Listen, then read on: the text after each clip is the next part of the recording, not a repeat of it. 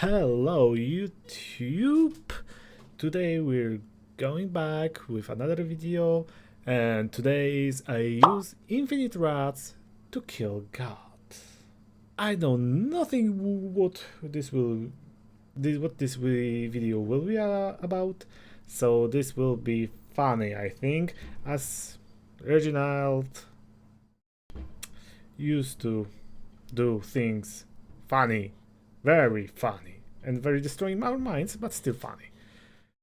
Okay, let's go with that.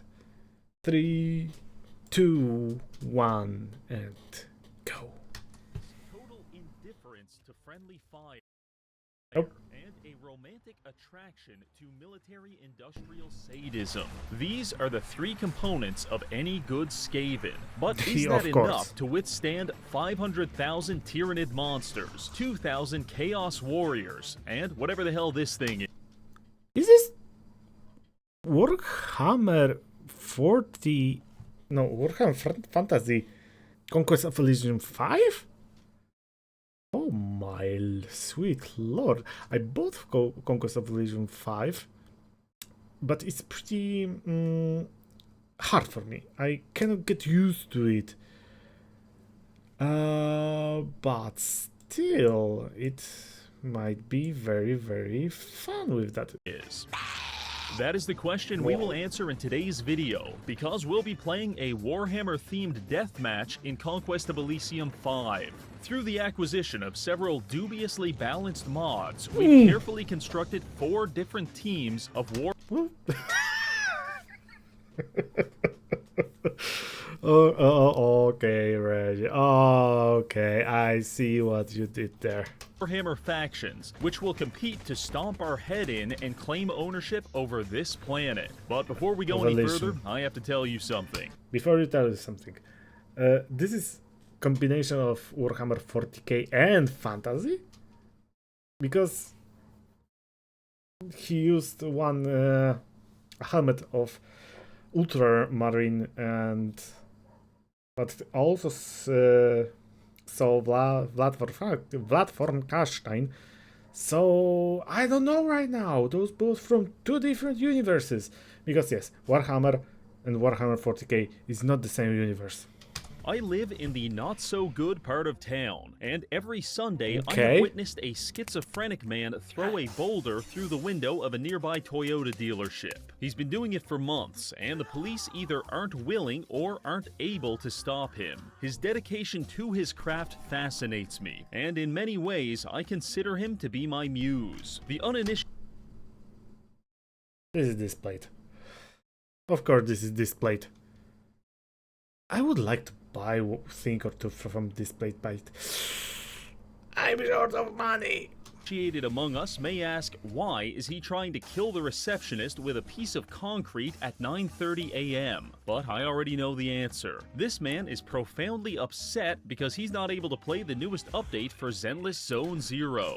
ZZZ is a free-to-play urban fantasy action RPG, and they just added tons of content to the game, such as new playable character Remiel. She's a powerful angel who drains the color from the world around her and uses it to defeat her enemies. Personally, I'm a huge fan. In fact, I read her entire Wikipedia. Now let me ask you... What? Nani? Personally, I'm a huge fan. In fact, I read her entire Wikipedia. Total word... Okay. With only 97 words. Okay.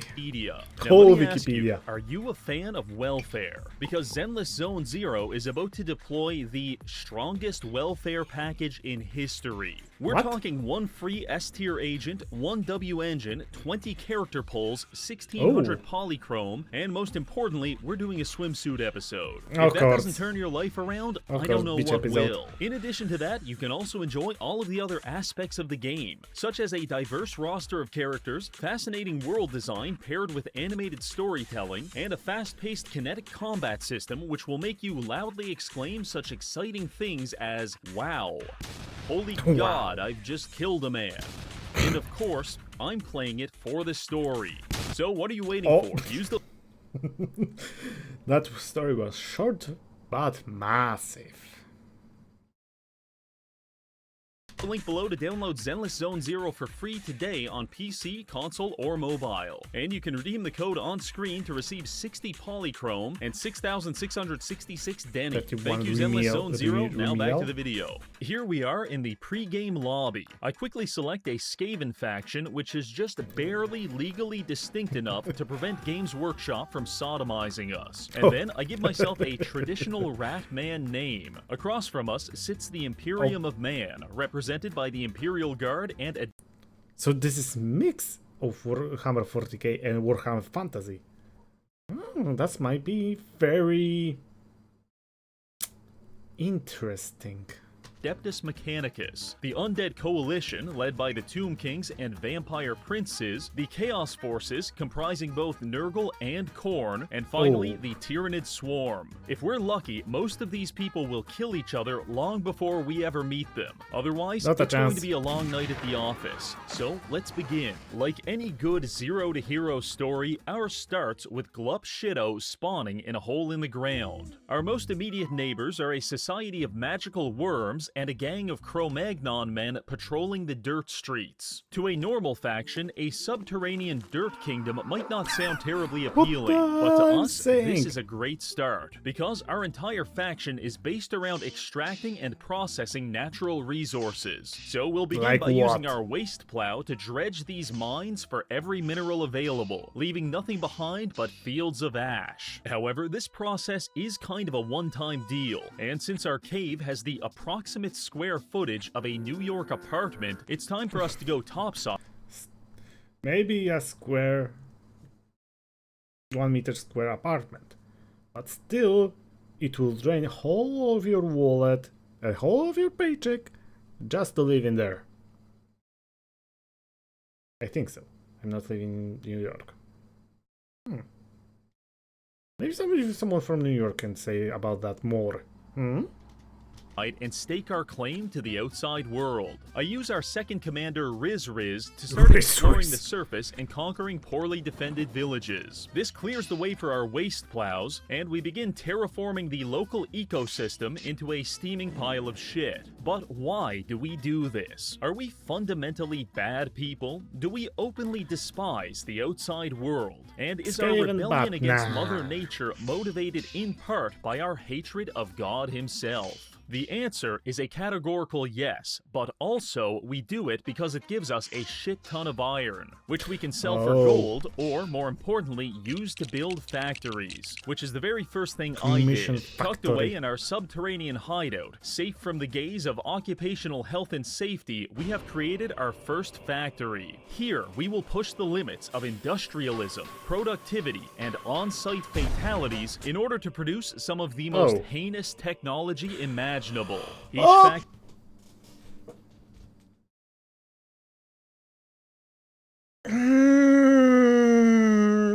didn't want to say that. I didn't want to say that. How to unsee things.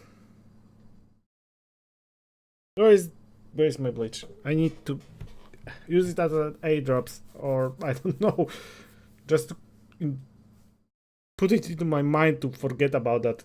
Oh my sweet Lord! I'm dead.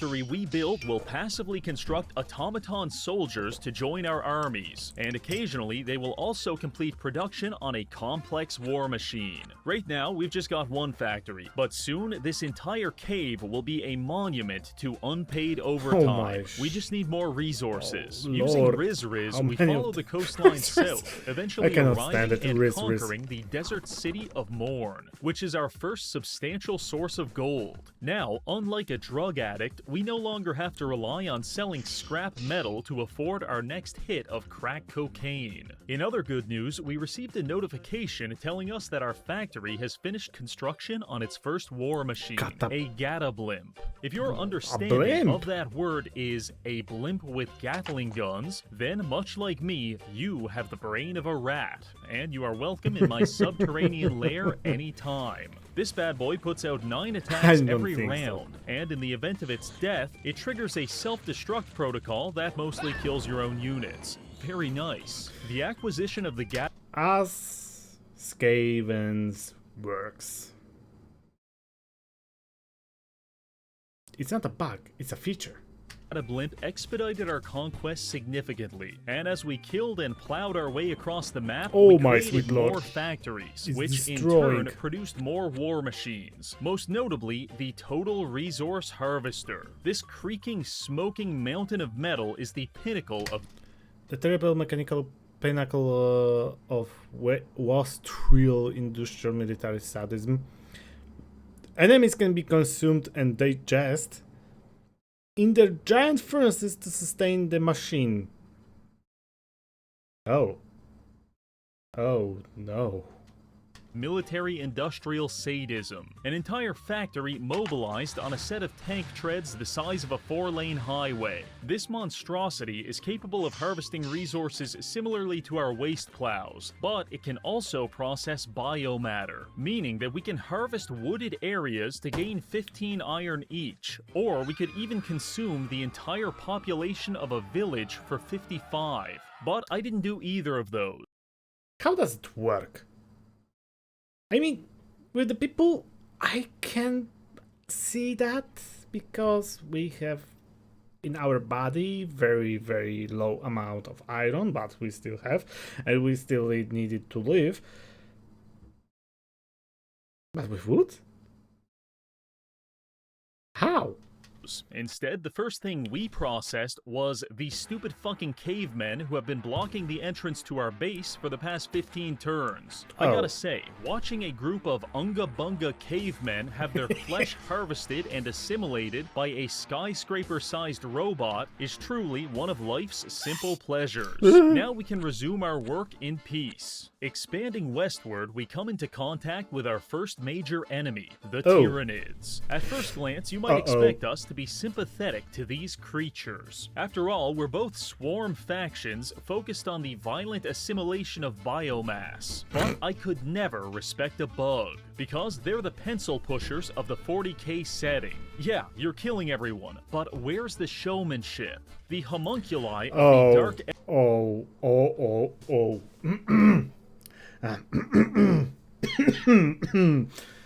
I know this video and I don't want to see it again.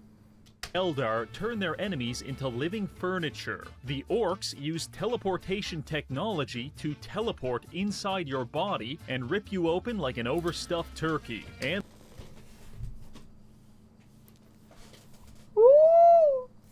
Reggie! Why? Just why? This is the second time in this video that I want to unseen thing.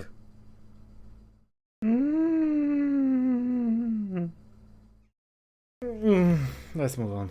The Imperium of Man sacrifices like 1,000 neurodivergent people every day to a dead guy in a chair. In the face of all of that, I find the Tyranids to be painfully mid, and I sentence them to death.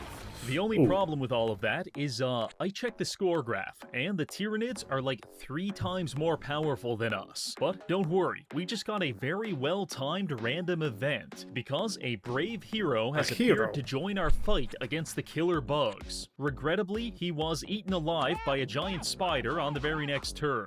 Thanks for trying, pal, but we've got it from here. You see, the natural geography of our starting position makes it highly defensible. All we had to do was take these mine layers and use them to stuff this choke point full of at least 50 high-explosive landmines. That takes care of our most immediate concern. Next, the Capitolium. This 4-tile megacity is the most resource-dense area on the entire map, and if we let the Tyranids capture it, we are almost certainly doomed. But how can we stop them? I have exactly one idea. I know for a fact that the Tyranids did not spawn on this side of the map. In fact, they're all the way over here, meaning that the only way they could get here this quickly is if they teleported. All we need to do is find the teleporter, destroy it, and then we can whittle down their remaining armies with our endless supply of slave labor.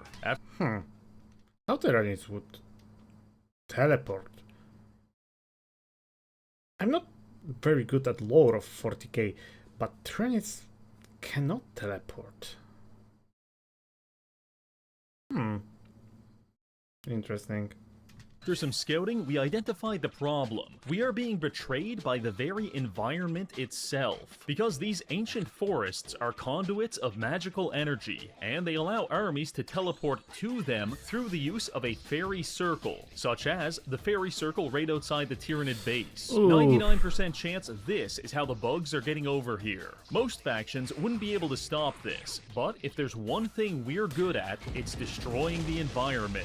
So I had our resource harvesters elegantly turn the forest into a parking lot. With that taken care of, we have effectively severed the Tyranid supply lines. Now we just have to deal with their local forces. Fortunately, they did half the work for us when they decided to charge headfirst into one of our minefields. This resulted in the death of several of our mine layers, but more importantly, it debilitated one of the main Tyranid swarms, which was a great start. Now, the benefit of landmines is that they are a convenient way to kill your enemies. The downside is that they're stationary, so you just have to hope that the enemy walks onto the correct tile. But what if we could figure out how to bring the landmines to them? Ladies and gentlemen, I introduce you to the Doomsday Conscript. It's literally just a rat holding an atomic bomb. He's got one ability and it kills the same bomb that we can create in Total War Warhammer 3 under a city.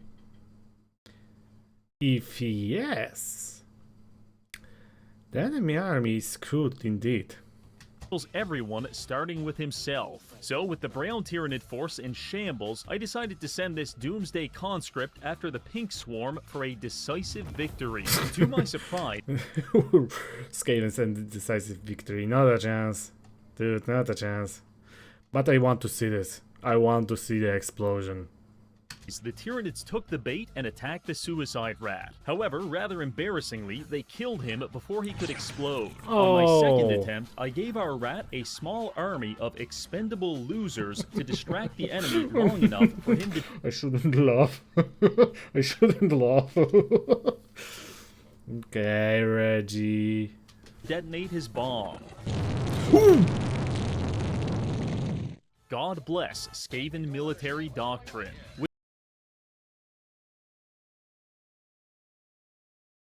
How was that?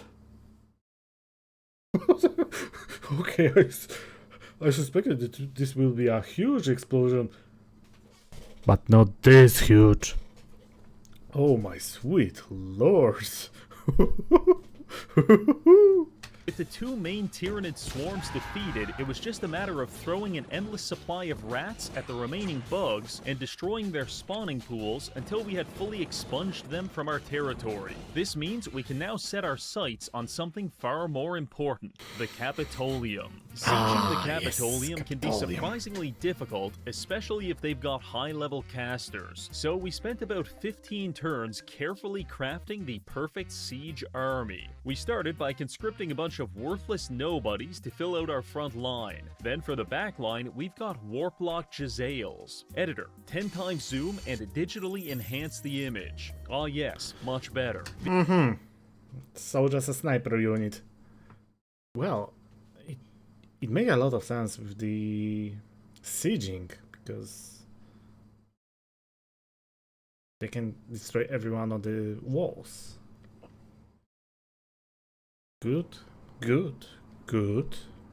tactics. These are basically just high-powered snipers. Whatever they shoot dies, and they do not miss. Just for good measure, I also tossed in a few Tox launchers, which are siege weapons that launch barrels of acid at our enemies. I cannot fathom a more dignified death than being shot 25 times by snipers while melting in a pool of acid. So let's get to it. Our first target is the most holy of places, the Temple District. We start the siege by quickly liquefying 90% of the clergy and shooting the rest. Moving on to the Trade District, we use our underminers to tunnel underground and re-emerge on the other side of the enemy walls, before drilling them into space and exploding. Next was the Slums, which was defended by like 4 people, so you can guess how that went. And then finally, we attacked the Citadel, where the Emperor himself was waiting for us. As the siege began, I realized he has an item that gives him acid resistance, so our Tox cannons can't hurt him. He must have felt pretty smart. This is not like 100%. We saw that this That's still this good amount of damage, but not like for the others. That's melting them away. Reduced to atoms. Yep. Good thing. Very good unit. About that until our blimp shot him in the face with a Gatling gun. After that, we had a tasteful back and forth with the enemy pyromancer before eventually capturing the final piece of the Capitolium. Much like Thanos gathering his final. We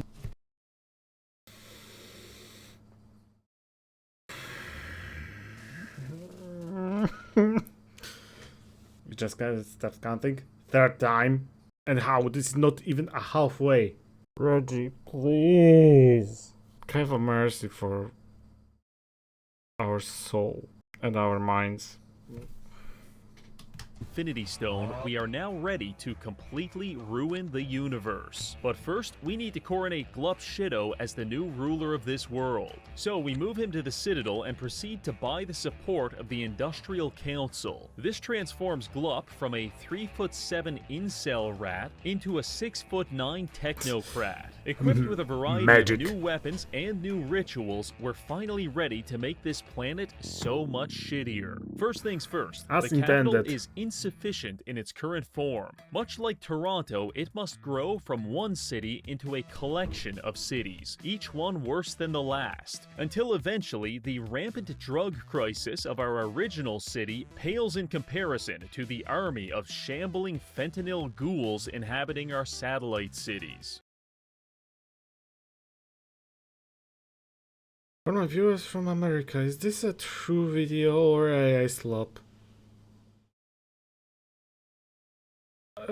Because I'm not sure what should I feel. And none of those are good. So okay, let's move on. Let's just move on.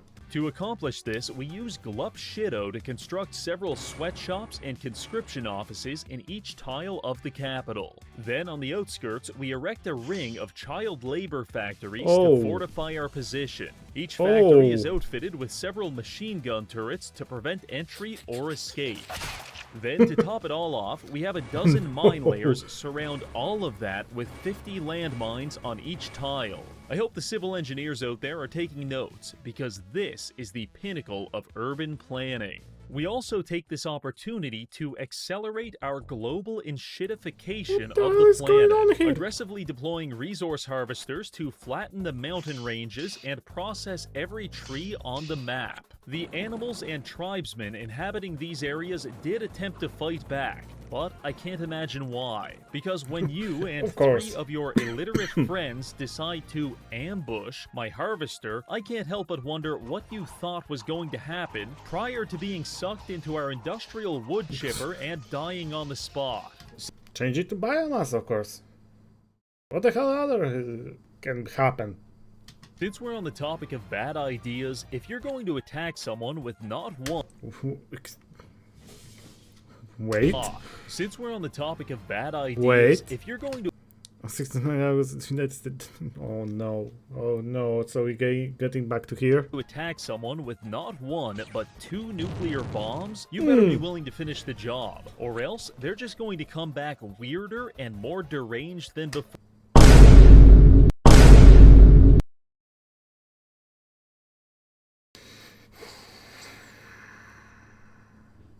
Humanity was a mistake. Which is why we're now going to focus all of our military efforts on finishing off the Tyrannid faction. Presently, we've got a military advantage over them, but the Imperial Guard is slowly gaining on us. So let's get this over with quickly. I take our siege army west along the coast toward the main Tyrannid hive. The only thing standing in our way is the Tomb Kings and Vampire Princes. Preliminary scouting has indicated that they are not open to diplomacy. That's unfortunate, because these factions can get absolutely disgusting in the late game with undead dragons. So it's imperative that we stomp them out while we have the chance. Locating their main city wasn't difficult, but taking it was another story. The siege began with 2 massive explosions ripping through our front lines. At Ooh. first, I thought the enemies had some kind of grenade launcher, but upon reviewing the footage, I realized it was just our shitty-ass war machines exploding on contact with the first enemy projectile. Remind me to kill the engineering team when we get back to the base. Despite these setbacks, we did manage to seize the city, which forced the vampire faction to subsist on whatever scraps of real estate they could eke out of the ever-expanding ash fields. Since I am a generous man, I was content to let them live out their days in abject poverty. But after about 6 turns, we received a notification explaining that they died of homelessness. That works too. On to the Tomb Kings. I struggle to properly... It's not a Reggie fault. He wanted them to live, but they died, so... It's not his fault. Express the power disparity between us and the Tomb Kings. The analogy coughing baby versus hydrogen bomb doesn't even come close. Quite literally, the entire war was over in 23 seconds, because we walked up to their base, blasted them with a few siege weapons, and they rolled over and died, leading to one of the most humbling defeat screens of all time. What a way to go. Riding off the high of eliminating 2 factions back to back, I decided to just go ahead and attack the Black Pyramid of Nagash. In hindsight, we probably should have checked the defenses first, because these guys started absolutely annihilating us. I'm talking 60% casualties in the first 10 seconds. At this point, I'm pissing, I'm crying, and I'm praying to God that we survive. Thankfully, he listens, and Glupshido survives by shotgunning a woman in the face twice at point-blank range. Truly, God is good. Hornet Rat listened to you this time, at least. While all of this was going on, we made contact with another enemy, the Imperial Guard. They've been sabotaging our waste plows and harassing some of our smaller settlements while we've been struggling to contain the Tyranid menace. This is the equivalent of someone smacking you on the back of the head while you're trying to defuse a bomb. Very annoying, but we can kill them later. The death of 99% of Glup's army slowed down our campaign. However, backup commander Riz pressed forward. I know this guy.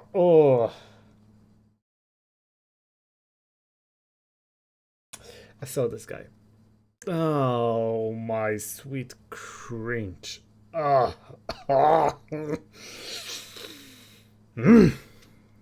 Let's continue. Stalking the Tyranid swarm across the map until eventually catching it off guard. For once, we're outnumbered, and we had to trade our entire front line just to get rid of their Von Ryan's Leapers. But after that, it was just a shooting gallery, and thankfully we were able to kill their swarm faster than it was able to close the distance on us. This single victory set Tyranid military power back about 50 turns. Pushing deeper into bug territory, we began looking for their spawning pools to end this once and for all. However, a dense fog enveloped the entire map, which... Again? Wait a moment. Back. Okay. A strange mist has appeared. The entire continent is covered by this thick, obscuring mist, and it is almost impossible to know where are you going. Oh, I see that. So the tile that you don't own, you cannot see. That ain't good. Which obscured every tile such that you have no idea what you're about to step into. This resulted in one of our scouting armies finding the last 2 factions when it accidentally wandered into an entire army of Khorne Berserkers and Chaos Plague Marines. Fortunately, Nurgle's forces follow the approximate hygiene routine. Wake up, Turbo.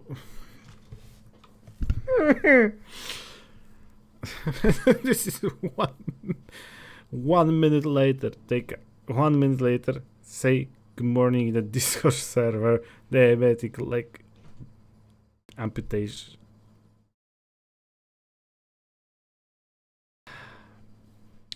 Are you okay there?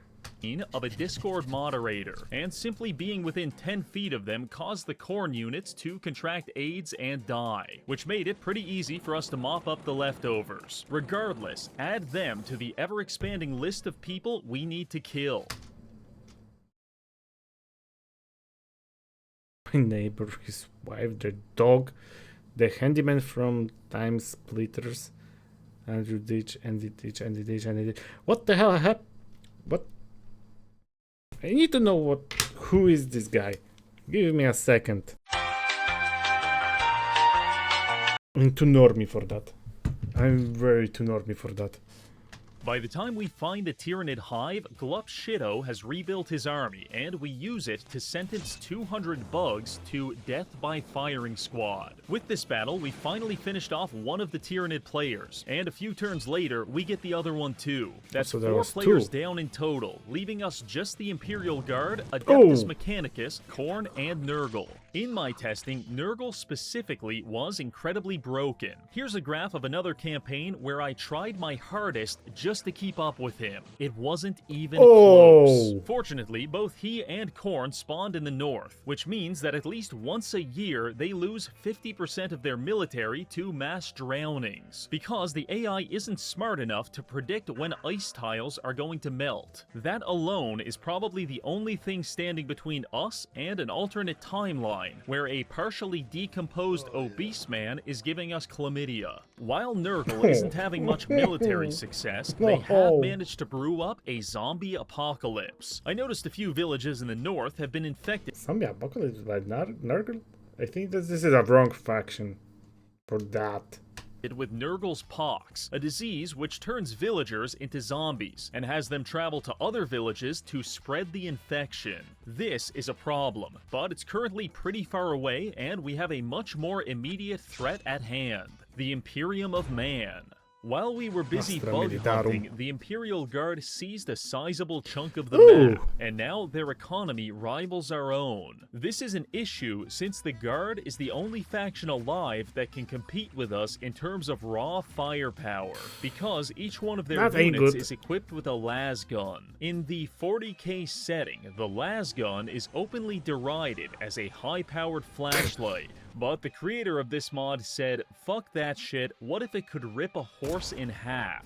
Now each one of these guns does between 1 and 4 damage, and fires 4 times every round for a maximum of 12 damage per unit. That's pretty good. Now scale that up for 100 units, and we're talking 1200 damage per round. Absolutely mental. On top of that, they've got a beefy front line of lobotomized mutants, and a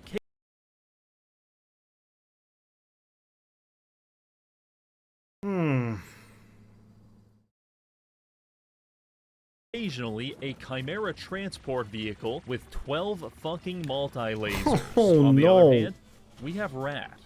A lot of Rat. And so the question becomes, do they have more bullets than we have rats? Honestly, I don't know, but I think it's time for us to find out. We start by taking Glup Shido back to the Capitolium. Once we arrive at our smog-filled toxic waste dump of a home, I take a deep breath. And as I feel the millions of microplastics gently deposit themselves in my lungs, I know we're finally ready. We use 1,000 gold and 1,000 iron to have Glup Shido perform his most powerful ritual. By planting this giant flag in the capital, we declare an age of waste. For as long as this flag remains under our control, an endless supply of rats, war machines, and explosives will spawn onto the map every turn, gradually spreading our influence like an incurable disease. With this massive buff to our faction, we can now begin our campaign against the humans. Presently, the Guard have established a series of Imperial bastions across the map. These high-value bunkers are propping up at least 30% of their entire economy. So that's where we're going to start. We go ahead and assemble 5 high-quality armies. 1 will remain in the capital to protect our flag. 3 will be dispersed across the map to defend our more distant territories. And finally, we're sending Glup to go on the offensive. Our first army finds a group of Adeptus Mechanicus hiding in the hills near our capital. Their army composition is almost 50% slaves, so I'm expecting our blimps to clean them up quickly. So you want to say that you're not different, you're not that different after all, as I think that you also have a lot of Skaven slaves. Yeah, that makes sense. That makes sense. However, one of their units begins calling down meteors on us, which turns the tides in their favor, and we trade roughly evenly. The good news is that the AdMech is like the vestigial twin of their far more successful ally, so even a mid-scale skirmish like this was enough to take them out of the war for the next 20 turns. With that taken care of, we use Shadow to assault the first Imperial Bastion. While this fortress was well defended, our army can only be described as blatantly unfair. I want you to appreciate this fight from the defender's point of view. The battle begins with 30 minutes of long-range cannons spraying acid onto you and all of your friends. If you're lucky enough to survive that, you will then witness your comrades being blown to pieces by high-powered rifles, just long enough for the acid cannons to finish reloading. Then it's back to the melting pot. This is filthy. This is horrible. This is cheesy. I'm proud of my Skavens.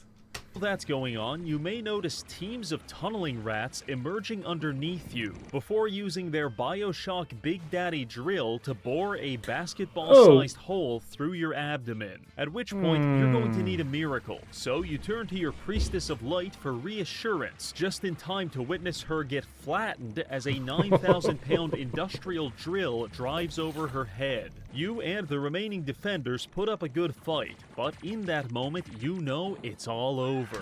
An Emperor will not help you this time. Hornet Rat will come for you. That was a pretty bad setback for the humans, but not nearly as bad as what's going on everywhere else. Because since declaring the Age of Waste, there are rats everywhere. They're spawning in the streets, they're spawning in the fields, and sometimes a rat carrying an atomic bomb will even spawn in the sky and fall directly onto a densely populated city. The casualty rate of these armies is very high, but they're slowly grinding down the human defenses, which is making it easier for our main armies to make progress. Also, a little update on that zombie apocalypse we've been ignoring. Yeah, it's getting pretty rough out there. The Fent zombies have basically turned the entire northwest portion of the map into Little Philadelphia. The only reason we continue to ignore it is because at the moment it's affecting the humans way more than it's affecting us. But we don't want Nurgle spreading any of those diseases on our part of the map, so I decided to put him in Naughty Boy timeout by having our mine layers go up and use 150 napalm landmines to trap him in his starting area. This was somewhat effective at quarantining both Nurgle and Khorne. However, their willingness to simply walk through active minefields was rather alarming. So I had to upgrade to just planting nuclear bombs in their front yard. Landmine. That is a nuclear bomb.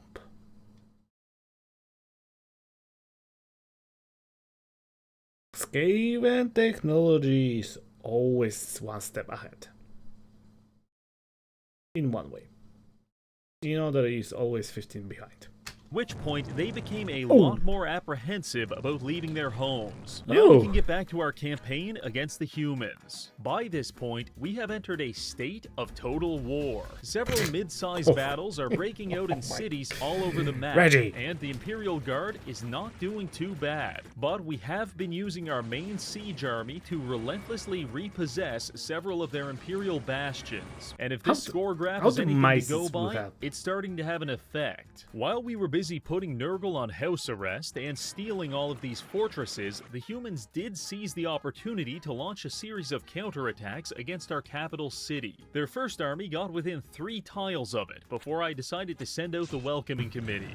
Their second army followed shortly after. However, they had to trudge through a high-density minefield which inflicted around 40% casualties. We decided to follow this up by attacking them with our defensive army, which was going pretty well until a series of freak accidents caused a chain reaction of exploding vehicles, which pretty much killed everyone and caused us to lose the fight. However, something about our willingness to spontaneously explode must have frightened the humans, because they took off running on the next turn. So in a roundabout way, this was an astounding military success. By this point, Shadow has fought his way to the capital cities of both human factions. We waste no time attacking the Forge Temple of the Adeptus Mechanicus Mechanicus, but upon loading into the battle, I almost feel bad. We showed up with actual siege equipment, and they showed up with a guy on stilts and several people who are being dissolved into liquid fertilizer. And what I see up there, it's two guys carrying a chest. In what way it is helpful?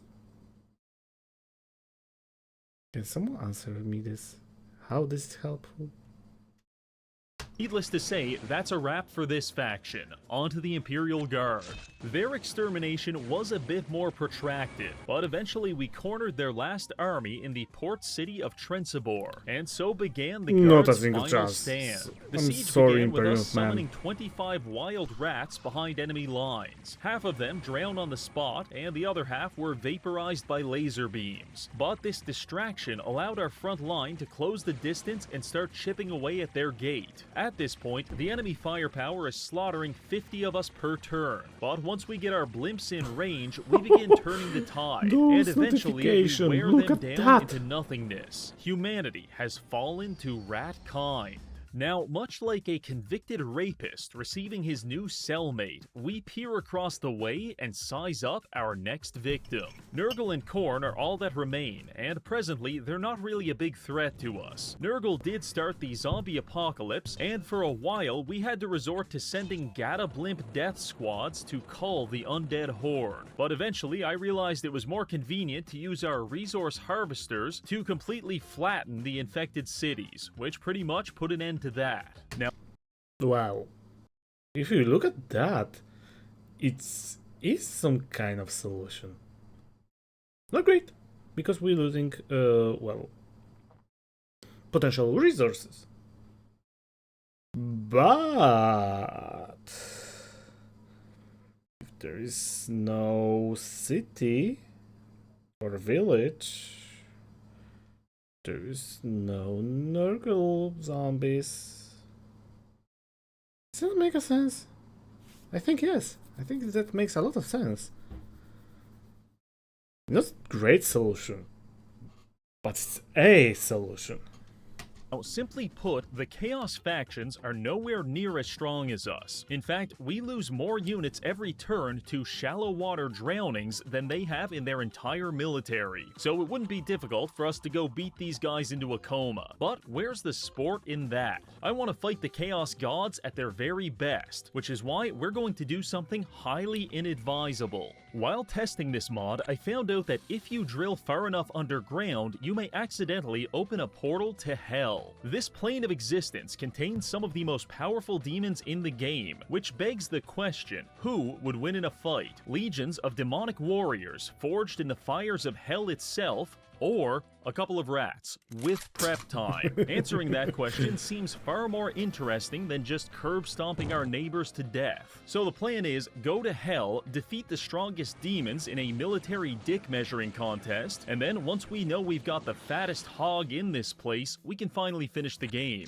Now, contrary to popular belief, drilling a hole straight into hell is not something that should be done casually, because if these demons manage to infiltrate our world, the game is pretty much over. You need to trust me on this one, I'm speaking from experience. So around our tunnel, we assembled half a dozen armies, totaling over 3,000 units. Then we built some fortifications just to be safe. Oh my, we sent how many Shadow rats? And 2 other commanders through the breach, leaving behind around 1,000 soldiers to guard the entrance. It doesn't take long before the denizens of hell sally forth to welcome us. 30 bloodletters rush our front line, and I'm not trying to exaggerate, but we beat the ever-living shit out of them. Unfortunately, they did manage to take down 2 of our drills. However, after reviewing the remaining army, I think we'll be okay. From here, we can see the first demonic citadel, guarded by a bunch of flesh hounds and... Okay. This is not the attack, this is infestation of the rats. This is like apocalypse. Rat apocalypse? Question mark? Yeah, that I think this is good. And a highly dangerous Rendmaster. Oh well, I guess that wasn't enough. I probably should have mentioned we spent the last 20 turns accumulating a nuclear stockpile to lubricate our invasion of Hell. And with the first citadel now conquered, we're off to a good start. From here, we worked our way south, conquering castle after castle. Occasionally, we would get attacked by a demon prince, which in theory is one of the strongest units down here. But as it turns out, even demons have a limit to how many times they can get shot in the face, which means these big fellas are nothing more than glorified mailmen, delivering us some of the most powerful demonic relics in the entire game, and all we have to do is beat them to death. Let's remind ourselves what the last happened when someone delivered magical trinket to the Reggie. It was cursed and dealing damage to his own leader. So Reggie, watch out, because you will not learn from your mistakes anymore. What a deal. I'm serious. We've killed so many of these guys that I've got like 24 copies of the Sword of Hell. In fact, I just started handing them out to literal field rats. Our steamrolling continued until we reached this lava biome, at which point we had to stop, because as it turns out, the average rat cannot survive being submerged in lava. Now, I wonder why. I really wonder why.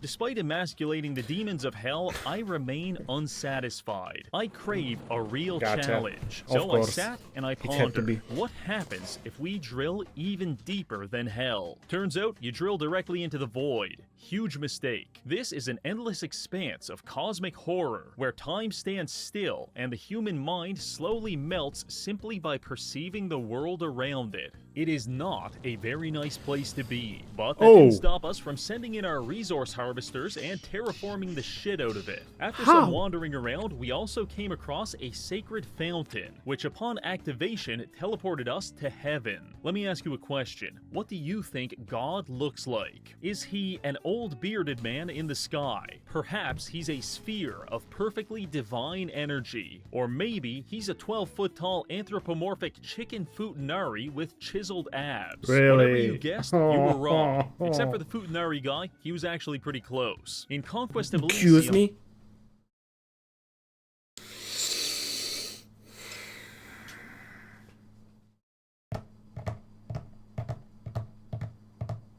I have no words.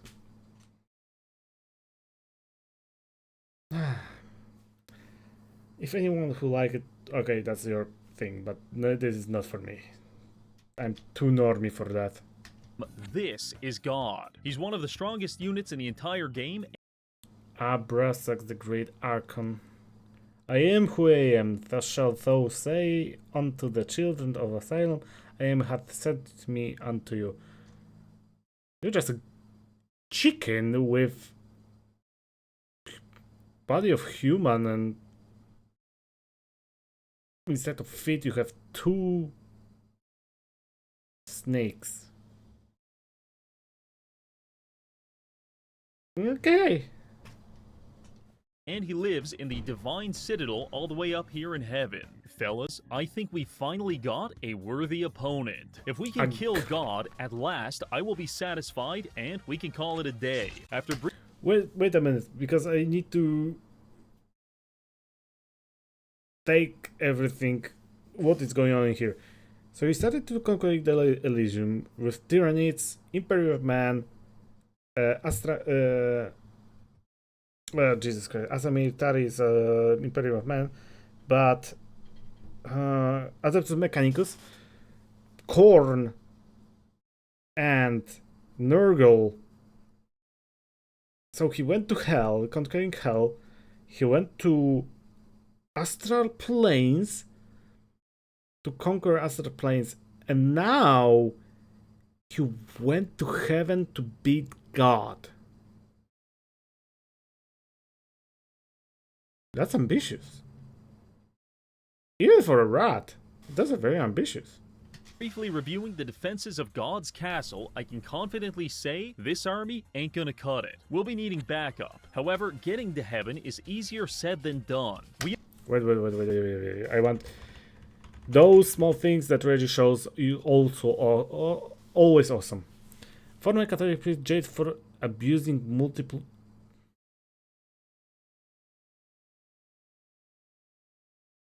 We only got here through pure RNG, since the landscape of the void changes every turn, and while we could conceivably do it again, it might just take all day. So instead, I hatched a plan which was so exceptionally stupid that I should probably qualify for government assistance. Right now, we're down here. That's above dangerous. us is the sky, and above that is heaven. Theoretically, we could use our heaven army to drill through the floor and connect heaven to the sky. Then our army on the ground could use a magic bean to connect Elysium to the clouds above. That would link all three planes together and allow us to invade heaven and kill God. Here's where it gets tricky. We need our connection point to be on a cloud, because that's the only tile we can stand on in the sky. The problem is we don't actually know where the clouds are, and everything else is just... Stand on a goddamn cloud. And I'm missing something, like logic. Maybe I am. Empty space, meaning that our tunneling teams are now engaged in a high-stakes guessing game. Every time they drill through the floor, they will either land safely on a cloud below, or plummet 10,000 feet to their death. And I'm gonna be honest, most of the time, it's the latter. I cannot imagine how utterly terrifying it must be to work on the drilling team. Not only did you have to tunnel through hell and spend weeks going insane in the void just to get to work, but now that you're here, you have to dig through heaven and white-knuckle your 35-ton boring machine vertically through the sky, praying that a cloud will stop your descent before the ground does. I think this is just a normal Thursday for Skavens. Nothing had changed. In service of fulfilling your dickhead boss's fantasy of beating up God. What a fucking life. Needless to say, we lost a lot of good rats in this process, but eventually we did manage to connect with a suitable cloud. All that's left now is for our ground team to go underneath the cloud and plant this bean, which will grow into a magic beanstalk and link us to the sky above. Perfect. Yet another classic Reggie plan slowly coming to fruition. Except when we got our army in position, the option to plant the seed was grayed out. It's not working. I tried a few different positions, still no luck. That's when I read the fine print and realized the seed has to be planted on grassy terrain. Oh no. Oh. You destroyed everything. Oh. Well, Reggie, how will you solve this problem? Alright, calm down. Let's just zoom out a bit and find an...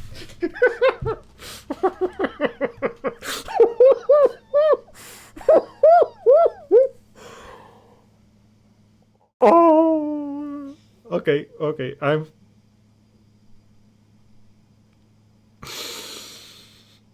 I'm fine. Nearest piece of grass.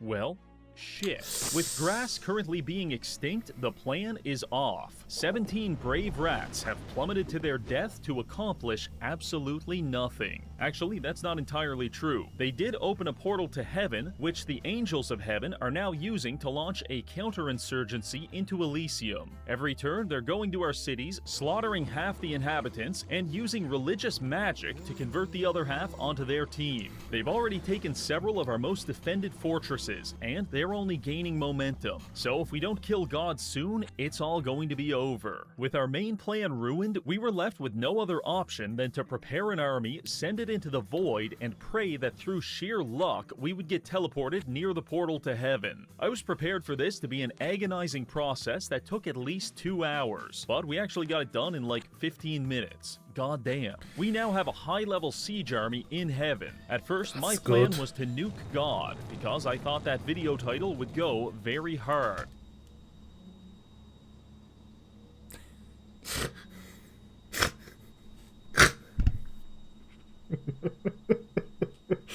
What the hell, Reggie? However, it turns out God has 100% nuke resistance, which made me feel pretty stupid for smuggling 9 atomic bombs all the way up here. But that's alright, because we've always got our backup plan. 50 anti-material rifles straight to the dome. If God physically exists, we're gonna blow his goddamn head off. So with confidence, we approach the Divine Castle and launch our assault. Using their 44 tile range, our snipers begin tearing apart the enemy defenses. The first volley kills about a dozen angels, but unfortunately we failed to eliminate this Seraph, and he proceeds to use a map-wide Hellfire ability to cremate 60% of our units. Luckily, that still left us with enough to gun down the approaching angels and finish him off. Their backline casters try to overwhelm us by spam summoning fire elementals, but our rate of fire is still too much, and slowly we start wearing them down until eventually... How long is their range? Oh my god! Well, we were meeting the god. It's right... It's above my head. Or rather, slightly behind my head. Still. God himself begins slithering toward us. We mag dump the hell out of him, but he still gets close enough to hit one of our rats for 634 damage. My brother in Christ, they only have 3 health. That is the definition of overkill.